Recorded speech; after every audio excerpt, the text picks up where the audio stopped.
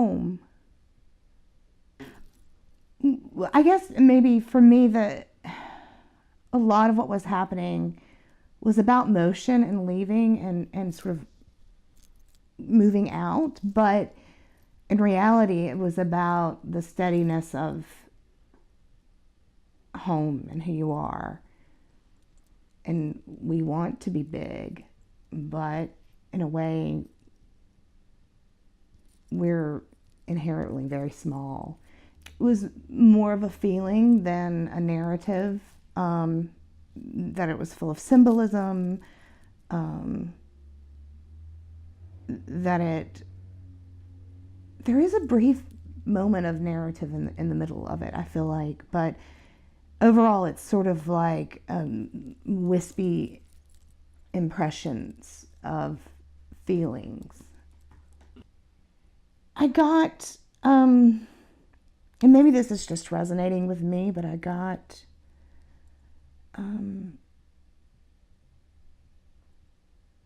sort of wanderlust, wistful, fear, fear of self and self-expression, maybe some relativism, like what is wrong with you here in this space is not wrong in this space. What you need to hide in one space, you are open, full blast to share in another. I felt that there was absolutely a coherent style. I thought of Dali, and a lot of the imagery to me spoke to him. I thought the cinematography was really beautiful, and I was very impressed because I guess I didn't expect to have such beautiful aerial shots and movement of the camera. But even the static shots sort of incorporated some movement, and I felt like there was one thread is sort of kismet in throughout the work, because I just don't see how you could have planned the crossing of the plane at this moment, and then the like sort of beautiful poetic movement as it passed, or the birds, the shadows of the birds. I mean, I think there was just something kind of magical about the kismet of the shots that kind of followed through. I felt like the sort of processing of the human form, the face, the reactions, the human body, there was a common language used in assessing people and the body. That makes sense. I don't know. I really liked it. I know it was terrific, and I was wondering throughout the thing, do I recognize this music? Do I know this music? Did somebody write this music? And then when I saw the credits, I saw that someone composed the music for it. But I liked how there was like a leitmotif that was sort of became more dancey with a beat, and then it was more maudlin, and then the music for the Lamb of God portion I felt really intensified the anxiety of all of that happening, so I liked it. The opening scene of the train and the plane, I noticed immediately was the blues of the sky and the train, and how beautiful it was together.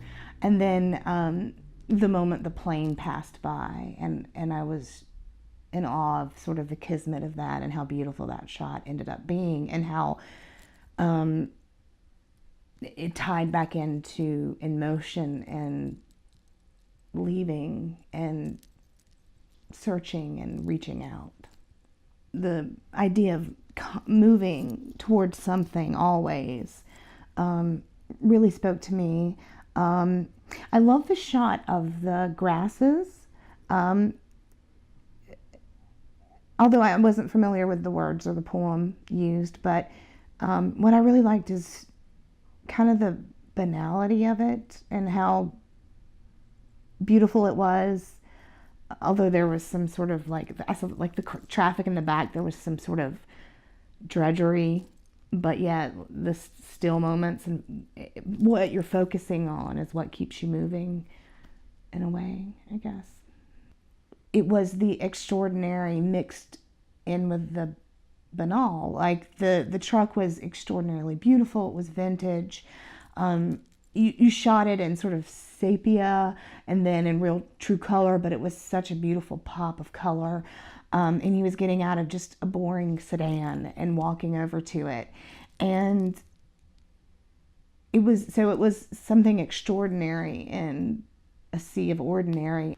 The idea of what you focus on, what glasses you look through, and I love the James Joyce glasses, the first pair he put on, and I think at that point he went to New York City.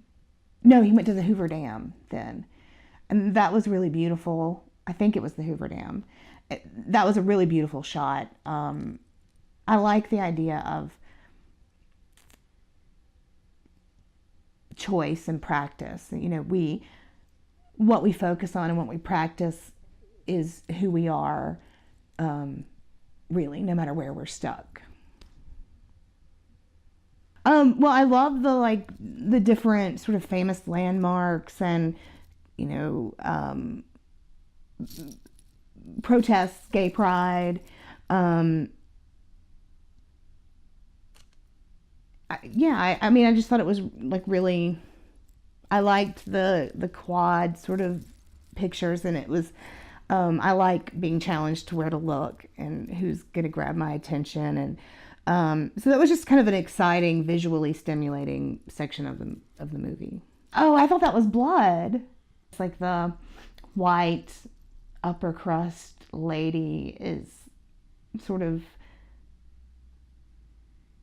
smearing the blood of the lamb, and I don't know what I felt it meant, but in retrospect it made sense that white middle class Christian ladies are sacrificing other people's identities to maintain the status quo. Yeah. I thought the flag sequence was beautiful. And like I said before, the sort of kismet of the plane entering the shot, and I just love the sort of mirroring of the first shot, and then taking it from a broader focus, or maybe from a singular focus to a broader focus, but that sort of a plane getting lost in the American flag and never coming out again, like being lost in America. Sort of speaks to me about the idea of how small we are in place and time, and who we can be depending on where we are, and what part of our identity is okay where, and what we focus on, what we practice. But we were all sort of swallowed up in America. I don't know, maybe I'm grasping, but I just thought that was a really beautiful touch, and I liked that it was edited, that the flag sort of enveloped the plane. The plane flew into it and never came out again. Lamb of God. Well, let me just say, first of all, I'm uncomfortable with sexuality in any sort of expression. So immediately I was kind of like, I can't watch sex scenes. If I watch a sex scene in a movie, I can't swallow. It's so weird. I'm such a crazy person. But so I was worried a little bit about what I was gonna see. But I love that the second, because I was in awe of the shot that you had of the traffic. And then all of a sudden it's Bob Jones and it's the same sort of traffic, and I was taken out of the reverie of the last shot and the beauty of it. And immediately felt disdain for Bob Jones, and then I saw the Lamb of God. I thought it was really dark, and I was really worried about what was going to happen or what I was going to see. And I kind of felt like it was, because you felt like, okay, so you felt like the man was abducting this young man. And in a way, you felt like it was happening for one reason, or you weren't sure why. You thought he was going to be murdered, raped. But there were hints of sexuality with the abductor and the young man, but mostly it felt like he was being educated in the Bible, or his identity was being erased or modified in some way, like with the Bible as some sort of instructions in that way, if that makes sense. I mean, I thought I was a little scary, and I love scary movies, and but I was afraid of, I was kind of afraid of like a rape situation actually, and I kind of was like, I don't want to see that, but in a way, it's just as bad, like the sort of the idea of taking this book and scrambling someone's being. Well, so that sort of segment, I feel like those are two separate segments. So there's it finally ends with him in the bathtub with slit wrists, and then he wakes up and he doesn't have slit wrists, and he gets out of the bathtub and looks in the mirror.